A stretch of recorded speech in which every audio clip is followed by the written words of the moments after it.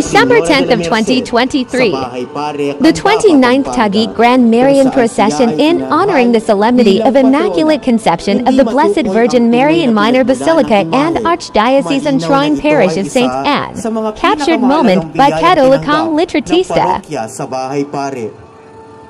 Sa lugar na ito nagsimula ang debosyon sa mahal na Birhen, Nuestra Señora de la Merced sa Pilipinas.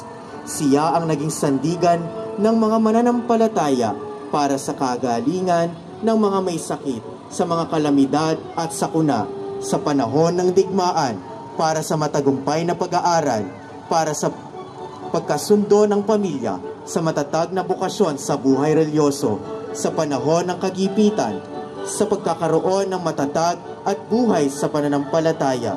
Ito rin ay kauna-unahan at pinakamatandang imahe ng Nuestra Señora de la Merced sa Pilipinas.